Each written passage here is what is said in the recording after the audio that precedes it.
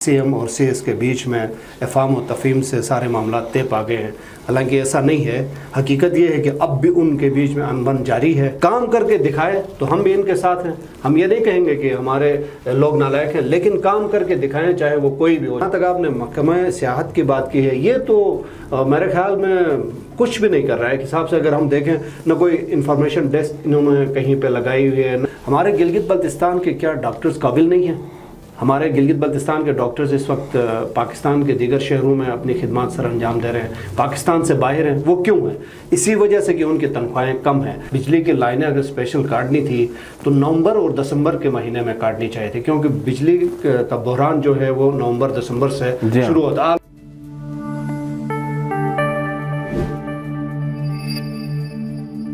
बिस्मिल्लाहिर्रहमानिर्रहीम। Gilgit media network के programme मुज़ाकरा के साथ में हूँ ताहिर राना। नाज़रीन, उम्मीद है आपकी ईद अच्छी गुजरी होगी। ईद के बाद पहला तज़िया आपके सामने है। मेरे साथ हैं मोहम्मद आलम, जो कि डायरेक्टर प्रोग्राम्स हैं गिलगित मीडिया नेटवर्क के और तज़्ज़िया निगार हैं गिलगित मीडिया नेटवर्क के। आपको हम खुशामदीद कहते हैं। आलम साहब, काफ़ी मौज़ूआत पे हमने बात करनी थी। रमज़ान में थोड़ा सा हमारा कम हुआ प्रोग्राम्स का सिलसिला, लेकिन इंशाल्लाह आइंदा दिनों में हम कोशिश करेंगे कि हर इशू पे हम कम से कम एक तज़्ज़िया ज़रूर करें। जी बिल्कुल। अच्छा, हाल ही में आपको मालूम है बहुत सारे इश्यूज सर उठा रहे थे, और जैसा कि गुज़िश्ता दिनों चीफ सेक्रेटरी साहब ने स्पेशल लाइनें काटने के अहकामात बल्कि बाई लेटर जारी कर दिए और कहा कि सबसे पहले कमिश्नर ऑफिस की लाइन जो है वो काटी जाए। अप्रैल के महीने में इस इकदाम को आप किस नज़र से देखते हैं? बहुत शुक्रिया ताहिर राना, आपने जैसे खुद कहा कि अप्रैल के महीने में इसको हम किस नज़र से देखते हैं, तो ये तो मंतक हमें क्या, ये तो सबको समझ आती है कि अप्रैल के महीने के एंड में जाके बिजली जो है वो पूरी होती है गिलगित बल्तिस्तान के अंदर, क्योंकि बर्फ़ पिघल जाती है, फिर पानी का बहाव ज़्यादा होता है। और मिड अप्रैल के बाद आपको ये भी मालूम है कि गिलगित शहर के अंदर 12 से 15 घंटे जो है वो बिजली मिलती थी इससे पहले। लेकिन इस दफ़ा ईद के बाद भी अभी तक कोई ख़ास बिजली का सिलसिला बेहतर नहीं हुआ है। गुजारा सा हुआ, लेकिन उस हिसाब से बेहतर नहीं हुआ है। जहाँ तक चीफ सेक्रेटरी की आपने बात की है, तो असल में ये तो सोशल मीडिया के ऊपर भी लोग इस बात पे तज़्ज़िया करते हैं। लोगों को समझ आ रही है कि यार बिजली की लाइनें अगर स्पेशल काटनी थी तो नवंबर और दिसंबर के महीने में काटनी चाहिए थी, क्योंकि बिजली का बहरान जो है वो नवंबर दिसंबर से शुरू होता है, ऑलमोस्ट नवंबर से शुरू होता है। तो उस दौरान इनको बिजली की लाइनें काटनी चाहिए थी। अब वो काटी नहीं। अब आके ये ड्रामा रचा रहे हैं कि मई का महीना शुरू होने वाला है, पानी अभी पूरा हो रहा है, बिजली अब पूरी हो रही है। तो अब ये किसको मतलब यानी ये दिखा रहे हैं कि अब बिजली की लाइनें हम स्पेशल काट रहे हैं। अब अगर फ़र्ज़ करें कि अगर इन्होंने बिजली की लाइनें सरकारी दफातर की काटी हैं या ब्यूरोक्रेट्स की लाइनें काटी हैं, तो अल्टरनेट में उनके पास तो जनरेटर्स मौजूद हैं ऑलरेडी हर दफ्तर के अंदर, हर ब्यूरोक्रेट के घर में, ऑफिस में। तो वो तो फिर जाहिर है, फिर अगर बिजली ना हो तो फिर पेट्रोल से काम चलाएंगे, और पेट्रोल का खर्चा कौन देगा? गवर्नमेंट ऑफ गिलगित बल्तिस्तान के बजट से, फंड से ही वहाँ पे पेट्रोल खर्च होगा। वो उसके अंदर भी तो फिर अब अगर किसी का हाथ चल गया तो फिर वो जो बिल 1000 का है वो तो 4000। तो देखें ताहिर, ये तो करप्शन करने का एक नया तरीकाकार ये दोबारा से इंट्रोड्यूस करवा रहे हैं ना। अब ये मसला, एक तो हमने सुना है कि इसको सोलर सिस्टम पे लेके गए हैं कुछ सरकारी दफातर में, और ब्यूरोक्रेट्स के बड़े अफसरान, शाही अफसरान जिनको हम कहते हैं, उनके घरों में या ऑफिस में ये जो सोलर सिस्टम है ये लगवाए गए हैं।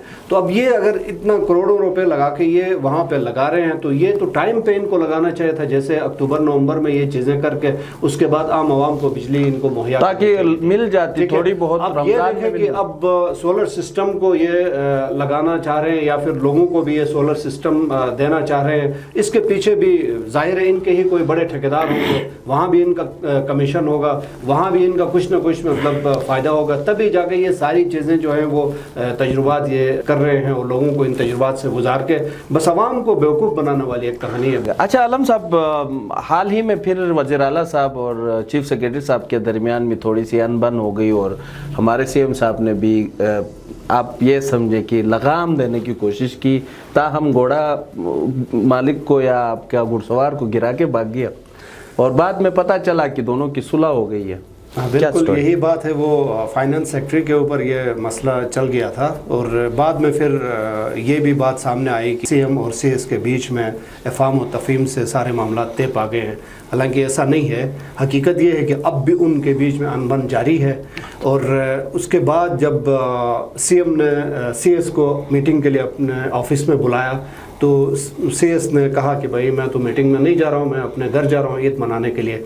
उन्होंने गाड़ी स्टार्ट करवाई अपनी और गाड़ी में बैठ के सीधे वो अपने घर चले गए। अच्छा, सीएम तो ये ने मतलब invite किया था, आपका लेकिन ये वो कहना है कि जो ये खबर जराए से हमें मालूम हुई है कि इन दोनों बड़ों के दरमियान सुलह हो गई है, इफ़ाम और तफ़हीम से मामलात आगे बढ़ाने पर एग्री हुए हैं, तो ये देखें अगर ये बात अगर हकीकत पर मबनी होती तो सीएस जाता ना फिर मीटिंग के। और वैसे CM ने उन्होंने ये वाली कॉल जो की है थी, ये मीटिंग जो के लिए खबर है उन्होंने- या ज़राए से जो अफ़ाम और तफ़हीम की बात है ये किसी प्रेस रिलीज़ के ज़रिए सीएम सेक्रेटरीट से भी तो इस खबर की तस्दीक नहीं हुई है अभी। नहीं देखें, अब आजकल तज्ज़िया निगार भी बहुत ज़्यादा हो गए ना, हर बंदा तज्ज़िया करता है, तो हर बंदा मतलब कुछ ना कुछ तज्ज़िया करता रहता है। तो अब किसी ने तज्ज़िया किया होगा तो उस बात को फैलाई जा रही है कि भाई आपस में अफ़ाम और तफ़हीम से ये मामला हल हो गए। अगर हल होते ये मामला तो सीएस जो है वो सीएम के कॉल पे जाते, मीटिंग होती, तस्वीर आती। चले अगर हम मान लेते हैं कि ये जो इख्तलाफात हैं ये बरकरार हैं, तो क्या ये जो इख्तलाफात हैं मौजूदा हुकूमत और ब्यूरोक्रेसी के दरमियान ये लामहला इसका नुकसान अवाम को नहीं है? ये तो हम डेफस से कह रहे हैं ना, पहले से हम कह रहे थे, कई दफ़ा हमने अपने प्रोग्रामों में भी इस बात का तज़किरा किया है कि ये नुकसान जो है सब अवाम उठा रहे हैं। ठीक है, इनका क्या है, सीएम को भी कोई फ़र्क नहीं पड़ेगा, सीएस को भी कोई फ़र्क नहीं पड़ेगा, यही फिर सारा मलबा जो है वो अवाम के ऊपर। और फिर साथ साथ एक लोकल और नॉन लोकल सेक्रेटरीज का इशू खड़ा हो गया। साथ फिर जो लाइन डिपार्टमेंट है उन्होंने कहा यार लोकल सेक्रेटरीज हैं वो भी इंजॉय कर रहे हैं, अच्छे खासे फैसिलिटीज उनको हैं, हमें तो वो भी नसीब नहीं है। तो ये क्या चक्कर है, ये कौन फैला रहा है, इस तरह की चीज़ें कौन करवा रहा है पीछे? देखिए ताहिर, बात ये है कि लोकल सेक्रेटरीज ठीक हैं, काबिल होंगे, इसमें कोई शक नहीं है, लेकिन बात ये है कि अगर वो काबिल हैं तो कुछ करके दिखाए ना वो भी। क्या ख्याल है? मैं तो ये समझता हूँ कि अगर लोकल सेक्रेटरीज काबिल हैं, ज़्यादा उनके अंदर पोटेंशियल है, वो वर्थ रखते हैं, तो काम भी करके दिखाए ना। सिर्फ काबिलियत सिर्फ लिखत पढ़त की हद तक या कोई अच्छी अंग्रेज़ी बोलने या अच्छी उर्दू बोलने से कोई काबिल नहीं बनता बंदा। काम करके दिखाए तो हम भी इनके साथ हैं।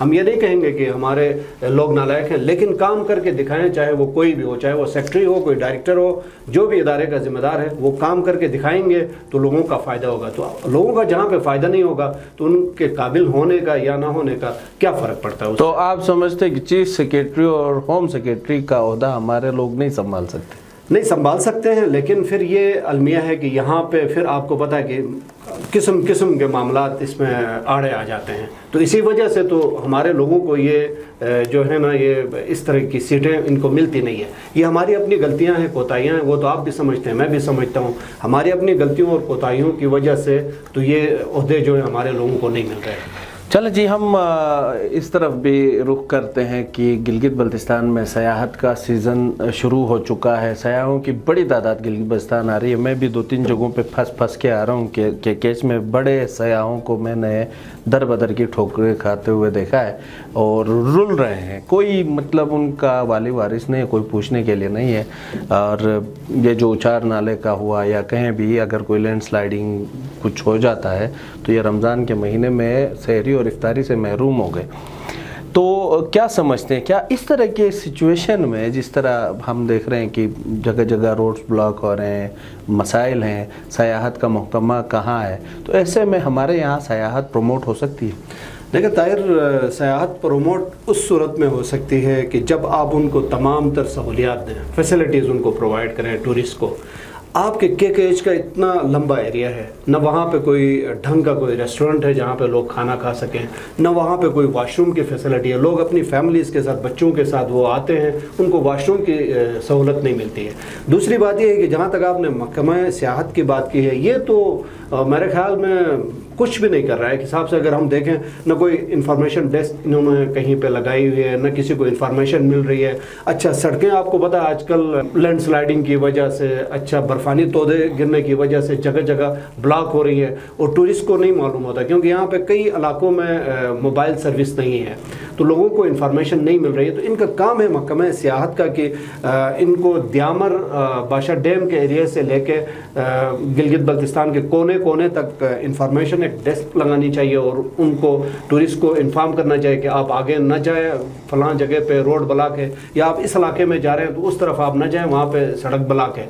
वो कोई इन्फॉर्मेशन उन बेचारों को नहीं मिल रही है। वो सीधे अपनी गाड़ियों में मूव ऑन करते हैं और जाके वहाँ ब्लॉक में वो फंस जाते हैं, न उनको खाना मिलता है, न उनको रहने की कोई जगह मिलती है, तो उनकी बड़ी परेशानी है। तो महकमा सियाहत का ये फ़र्ज़ बनता है कि ये तमाम तर इंफॉर्मेशन जो है ना उन टूरिस्ट को प्रोवाइड करें, उनके लिए अच्छे रेस्टोरेंट्स बनाएं रास्ते में, उनके लिए टॉयलेट्स बनाएं, ताकि वो आराम से अपना सफ़र कर सकें। अच्छा, KPK की हुकूमत ने टूरिस्ट की सहूलत के लिए मोबाइल वैन्स के ज़रिए लोगों को चाय मुफ्त पिलानी शुरू की है, टूरिस्ट जो वहाँ जा रहे हैं। ऐसी कोई वीडियो मेरी नज़र से गुजरी थी। देखें, हम तो अपने गिलगित बल्तिस्तान के महकमे से ये गुजारिश करेंगे वो चाय ना पिलाएं, कम से कम उनको वो सहूलत तो दें जो देनी चाहिए उन।